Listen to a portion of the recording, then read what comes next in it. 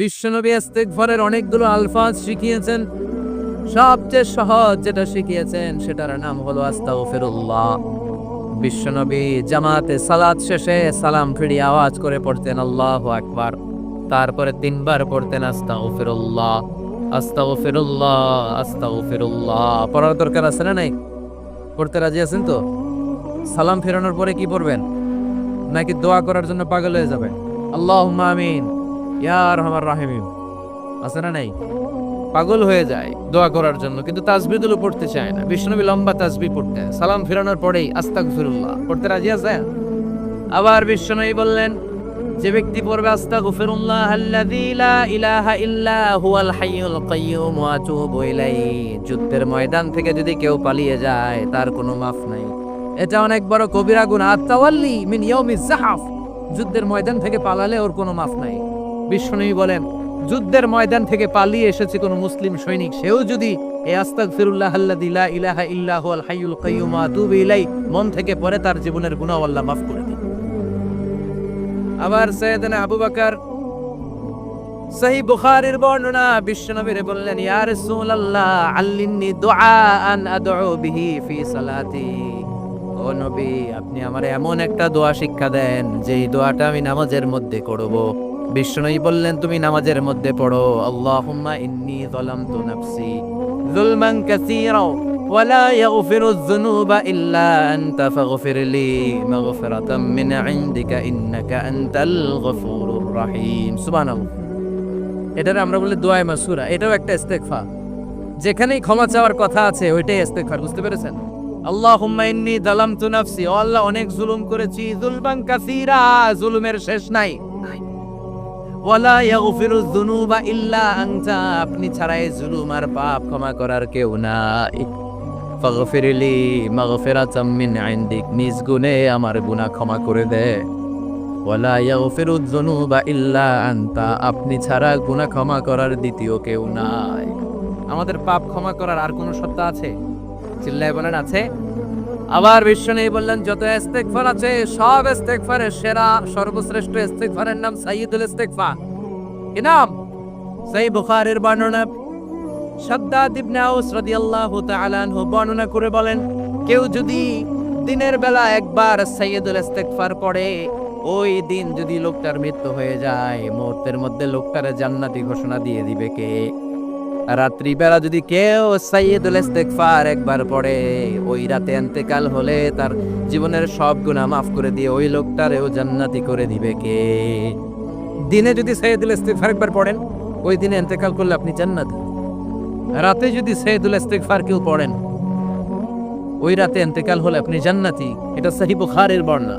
সব ইস্তিগফারের রাজা, শ্রেষ্ঠ ইস্তিগফার। মুখস্থ আছে না? কার কার মুখস্থ আছে? হাত তুলেন। সাইয়্যিদুল ইস্তিগফার মুখস্থ আছে কার? মাশাআল্লাহ, তাবারাকাল্লাহ। এটা আপনাদের বাড়ির কাজ দিলাম। যাদের মুখস্থ নাই তারা গুগলে সার্চ করবেন সাইয়্যিদুল ইস্তিগফার, লেখাপত্রই পেয়ে যাবে। বইতে আছে, বিভিন্ন ইসলামিক দোয়ার বইতে আছে, গুগলে ইউটিউবে সার্চ দিলে পেয়ে যাবেন। এই সাইয়্যিদুল ইস্তিগফার প্রতিটা মুমিনের অন্তরে থাকার দরকার আছে না নাই? আল্লাহুম্মা আনতা রাব্বি লা ইলাহা ইল্লা আনতা খালাকতানি ওয়া আনা আবদুক ওয়া আনা আলা আহদিকা ওয়া ওয়া'দিকা মাস্তাতা'তু আউযু বিকা মিন শাররি মা সানা'তু আবু লাকা বিনি'মাতিকা আলাইয়া ওয়া আবু লাকা বিযাম্মি ফাগফিরলি ফাইন্নাহু লা ইয়াগফিরুয যুনুবা ইল্লা আনতা। সুবহানাল্লাহ পড়েন। এটার নাম সাইয়্যিদুল ইস্তিগফার। এটার নাম কি? কত হাবিজাবি দোয়া আছে বানায় বানায় পড়ে, তার শেষ নাই। বিশ্বনবী যে দোয়াগুলো শিখায় দিলেন, এগুলো পড়তে সালাত শেষে 1 ঘন্টা সময় লাগবে আপনার।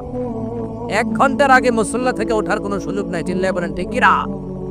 বিশ্বনবী সালাম ফিরিয়ে আওয়াজ করে পড়তেন আল্লাহু আকবার, 3 বার পড়তেন আস্তাগফিরুল্লাহ, 33 বার সুবহানাল্লাহ, 33 বার আলহামদুলিল্লাহ, 33 বার আল্লাহু আকবার। এরপরে পড়তেন লা ইলাহা ইল্লাল্লাহু ওয়াহদাহু লা শারীকা লাহ লাহুল মুলকু ওয়া লাহুল হামদু ওয়া হুয়া আলা কুল্লি শাইইন কাদির। সুবহানাল্লাহ।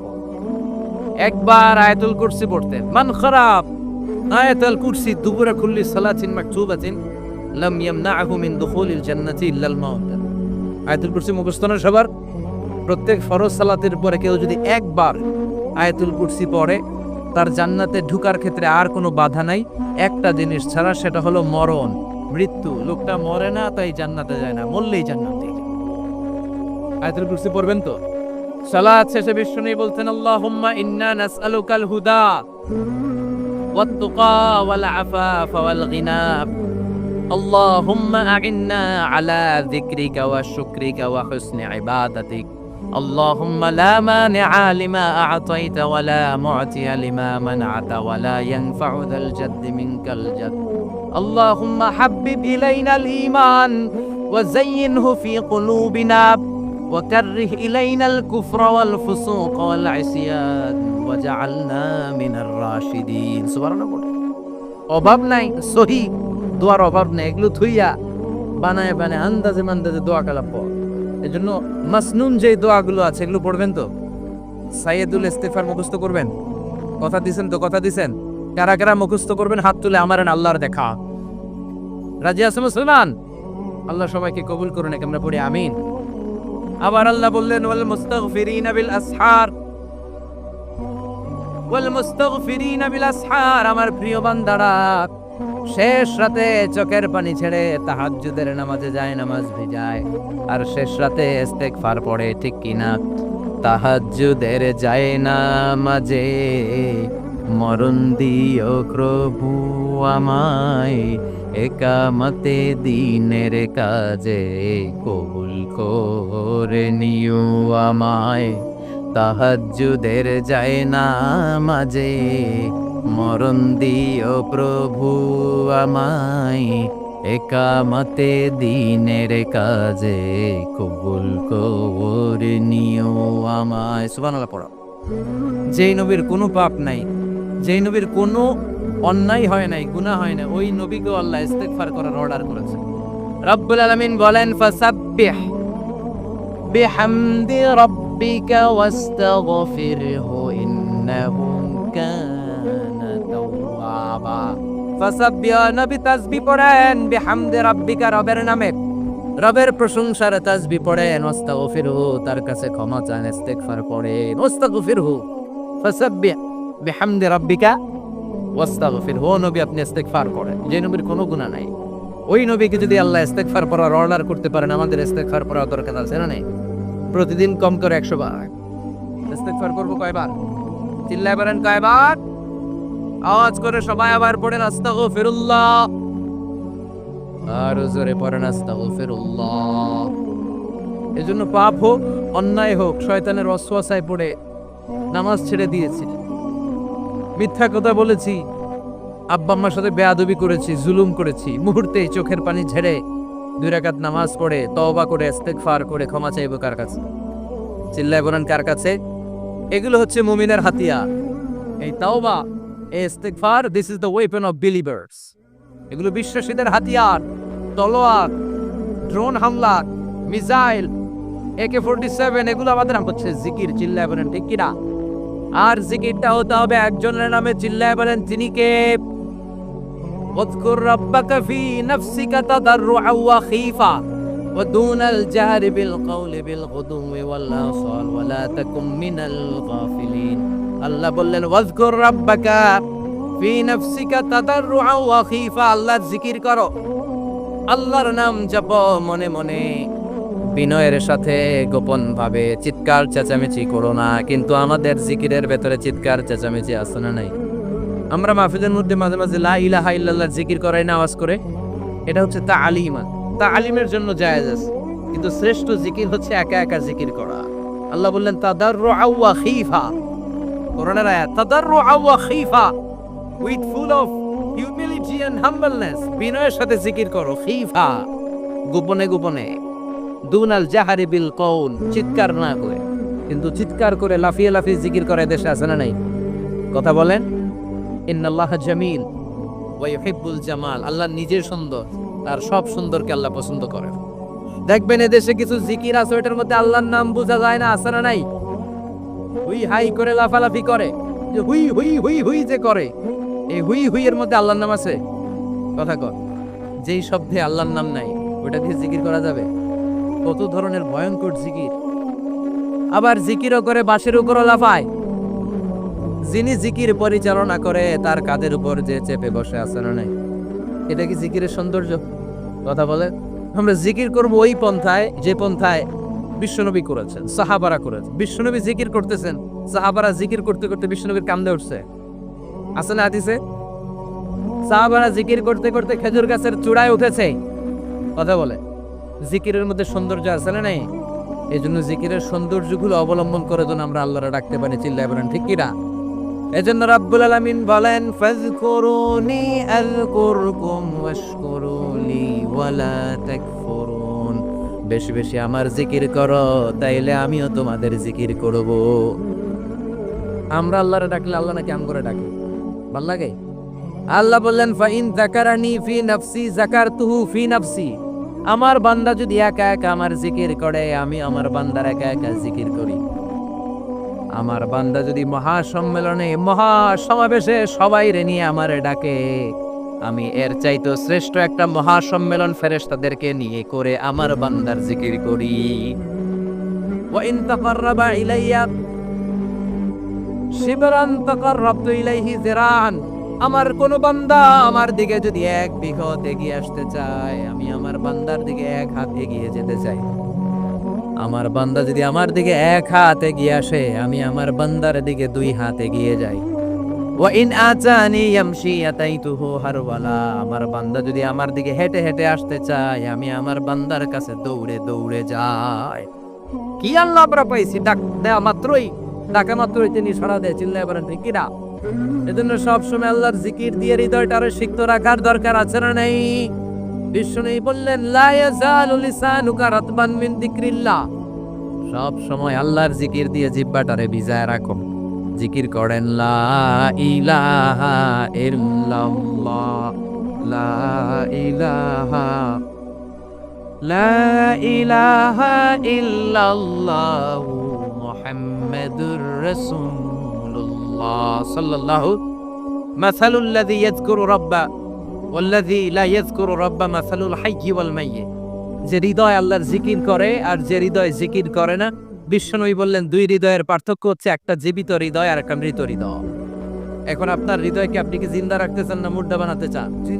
আবার আল্লাহ বললেন আলা বিযিকরিল্লাহি তাতমাইন্নুল কুলুব। দুনিয়ার কোন জিনিস দিয়ে কলবের পরিচ্ছন্নতা হয় না।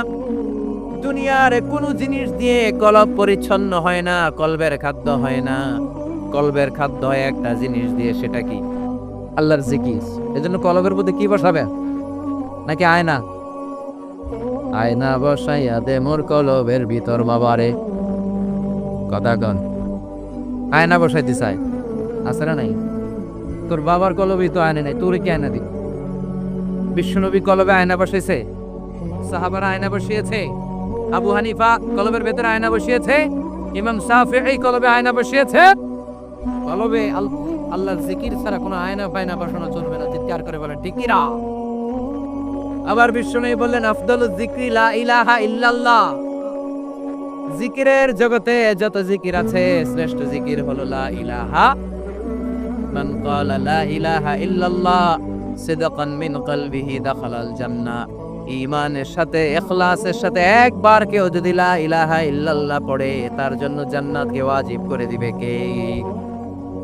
এটার নাম কালিমাতে তাইয়্যিবা। কি নাম? দারাবাল্লাহু মাসালান কালিমাতান তাইয়্যিবাতান কাশাজারাতিন তাইয়্যিবা আসলুহা সাবিতুন ওয়া ফারউহা ফিস সামা। এই লা ইলাহার নাম আল্লাহ দিলেন কালিমায়ে তাইয়্যিবা। কি নাম? কথা কোন? ঝিনুকের ভেতর লুকিয়ে থাকে যেমন মতি, ঝিনুকের ভেতর লুকিয়ে থাকে যেমন মতি, কালমা শাহাদাতে আছে আল্লাহর জ্যোতি, কালমা শাহাদাতে আছে আল্লাহর জ্যোতি। পড়েন সবাই। ঝিনুকের ভেতর লুকিয়ে থাকে যেমন মতি, ঝিনুকের ভেতর লুকিয়ে থাকে যেমন মতি, কালমা শাহাদাতে আছে আল্লাহর জ্যোতি, কালমা শাহাদাতে আছে আল্লাহর জ্যোতি। সুবহানাল্লাহ পড়ে। তাহলে জিকিরের জগতে সবচেয়ে শ্রেষ্ঠ জিকিরের নাম, চিল্লায় বলেন কি নাম? সাইয়েদনা মুসা আলাইহিস সালাম আল্লাহর ডেকে বললেন, মাবুদ। সহিহ ইবনে হিব্বান, মুস্তাদরাকে হাকিম, দুইটা সহিহ হাদিসের গ্রন্থে হাদিসটা এসেছে। সাইয়েদনা আবু সাঈদ আল খুদরি হাদিসের বর্ণনাকারী। বিশ্বনবী বললেন, মুসা আলাইহিস সালাম আল্লাহর ডেকে বললেন, আল্লাহ আল্লিমনি কালিমাতান আদউ বিহা। ও আল্লাহ, এমন একটা স্পেশাল জিকির আপনি আমারে শিক্ষা দেন, এই জিকির দিয়ে আমি আপনারে ডাকবো। এই জিকিরটা জানবে শুধু আমি, আর জানবেন আপনি, দুনিয়ার কেউ জানবে না। এমন একটা জিকির শিখান যে জিকিরটা কেউ জানেন, জানবে শুধু আমি, আর জানবেন আপনি। কথা শুনতেছেন? প্রশ্ন করছে কে? হ্যাঁ, আল্লাহ প্রশ্ন করছে। প্রশ্ন করেছে কে? মুসা আলাইহিস সালাম। করেছে কার কাছে? শ্রেষ্ঠ একটা জিকির শিখায়া দেন যেটা শুধু আমি করবো, আর কেউ করতে পারবে না। আল্লাহ বললেন, মুসা পড়ো লা ইলাহা। মুসা আলাইহিস সালাম বললেন, আল্লাহ জিজ্ঞেস করলাম কি আর কইলেন কি? লা ইলাহা ইল্লাল্লাহ, এটা তো জাতীয় জিকির। কথা কয়, এটা তো ইন্টারন্যাশনাল জিকির, এটা তো সবাই পারে। আমি তো চাইছি এমন একটা এক্সক্লুসিভ যেটা আপনি আর আমি ছাড়া কেউ জানে না, শুধু জানবেন আপনি আর আমি। আল্লাহ বলেন, মুসা এর চাইতে শ্রেষ্ঠ জিকির আমার কাছে নাই। ও মুসা, লাউ তাদাউ আস-সাবউস সামাওয়াতি ওয়াল আরদ ফি কাফফা, সাত আকাশ সাত জমিন যদি এক পাল্লায় রেখে দাও, ওয়ালা ইলাহা ইল্লাল্লাহ ফি কাফফাতিন উখরা, লা ইলাহা ইল্লাল্লাহ যদি আরেক পাল্লায় রেখে দাও, লা রাজাহাত কাফফাতু লা ইলাহা ইল্লাল্লাহ, মুহূর্তের মধ্যে লা ইলাহার পাল্লা ভারী হয়ে যাবে রে মুসা। সাত আকাশ সাত জমিন হালকা হয়ে যাবে, আর লা ইলাহা ইল্লাল্লাহর পাল্লাটা ভারী হয়ে যাবে। সুবহানাল্লাহ পড়ে। এজন্য সব সময় এই লা ইলাহার জিকির করতে রাজি আছেন তো? এখন আমরা এই লা ইলাহারে বানাইছি ভিক্ষার জিকির, আছে না নাই? একটা টাকা দিয়া যান, আমি গরিব ইনসান, আখিরাতে সওয়াব পাইবেন পাহাড় সমান। একটা টাকা দিয়া যান, আমি গরিব ইনসান। আর লা ইলাহার জিকির ভিক্ষার জিকির বানাইছি আমরা। কিন্তু এটা যে একটা বিপ্লবী বাণী, এটা যে একটা সংগ্রামী বাণী, এই বাণী যে মেনে নেয় সে আল্লাহ ছাড়া কারো সামনে মাথা নত করতে পারে না। চিল্লায় বলেন ঠিক কিনা? বিপ্লবী কালিমাকে, একটা সংগ্রামী কালিমাকে আমরা ভিক্ষার জিকির বানিয়েছি। আপনারা তাফসীর ফি জিলালিল কোরআনের রচয়িতা সাইয়্যিদ কুতুব শাহীদের নাম শুনেছেন? মিশরে কায়রোতে তাকে ফাঁসির কাস্টে ঝুলানো হয়েছে। উনি ইসলামী আন্দোলনের দাওয়াত যখন শুরু করলেন, ইসলামের সঠিক ব্যাখ্যা যখন দিতে আরম্ভ করলেন, সামাজিক জাহালাতকে দুমড়ে মুচড়ে পদদলিত করে তিনি কোরআনের বাণী যখন মিশরের যুবক শ্রেণীদের হৃদয়ে গেড়ে দিতে চাইলেন, প্রথিত করতে চাইলেন, এই অ্যাক্টিভিটিজের অংশ হিসেবে তিনি কোরআনের তাফসীর লেখার কাজে হাত দিলেন আর লিখে ফেললেন জগৎ বিখ্যাত তাফসীর, তাফসীর ফি জিলালিল কোরআন। যেই তাফসীর পড়ে পড়ে অনেক ছেলে পথের দিশা পেয়েছে, ঠিক কি না? এই তাফসীর লেখার কারণে মিশরের মধ্যে নতুন আন্দোলন তৈরি হয়ে যায়। সবার মুখে এক কথা, সৃষ্টি যার, আইন চলবে আল্লাহর আইন ছাড়া অন্য কোনো আইন দিয়ে মিশরের বুকে কোনো বিচার আমরা হতে দেব না। মিশরের তাগড়া যুবকগুলো কায়রোর রাস্তায় নেমে এলো, ঘোষণা দিল সৃষ্টি যার, আইন চলবে তা। চোরের হাত কেটে দাও, ধর্ষকদের শাস্তি দাও জনসম্মুখে, ঠিক কিনা? দুর্নীতিবাজদেরকে আইনের আওতায় আনো। দেশের শত্রু, দেশের শত্রু, স্বাধীনতার শত্রু, সবগুলার বিচারের আওতায় আনো কোরআনের আলোকে, ঠিক কিনা? সংগ্রাম, বিক্ষোভে ফেটে পড়ল পুরো বিষয়। এই বিক্ষোভে টালমাটাল সরকার, জামাল আব্দুল নাসের কোনো উপায় অন্তর না পেয়ে এই তাফসীরকারও, এই মুফাসসিরে কোরআনকে জেলের ভিতরে বসছে। গোটা বিশ্বব্যাপী সব সত্য আর ন্যায়ের পক্ষের ধারক আর বাহক যারা, তাদের উপরে এরকম জালিম গাদ্দারদের অত্যাচার আছড়া নাই। তাকে ফাঁসির কাস্টে ঝুলানো হবে।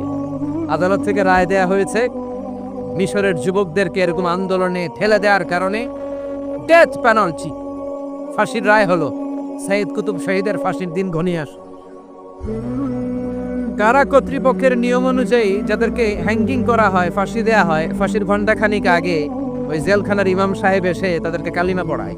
কি পড়ায়? আফদালুয যিকরি লা ইলাহা, এই যে শ্রেষ্ঠ জিকির, এই শ্রেষ্ঠ জিকিরটা এসে পড়ায়। সাইয়্যিদ কুতুব শাহীদের ফাঁসির কাস্টে দাঁড়ানোর 1 ঘন্টা পায়। কয় ঘন্টা? In the meantime jail কোর্টের নিয়ম অনুযায়ী জেলখানার ইমাম সাহেব চলে এসেছে। এসে বললেন, সাইদ কুতুব শাহিদ, আমি আপনারে কালিমা পড়াতে এসেছি, পড়েন লা ইলাহা ইল্লাল্লাহ। সাইদ কুতুব শাহিদ বললেন, তুই আমার কালিমা শিখাইস না, তোর কাছ থেকে আমার কালিমা শিখতে হবে না। এই কালেমা আমি খুব ভালো করে জানি, যে এই কালেমার তালিম দেওয়ার জন্য সরকার তোরে বেতন দিয়ে রাখে, ওই কালিমার ব্যাখ্যা করার কারণে আজকে আমার ফাঁসির মঞ্চে দাঁড়ানো লাগতেছে। চিল্লা এখন ঠিক কি না?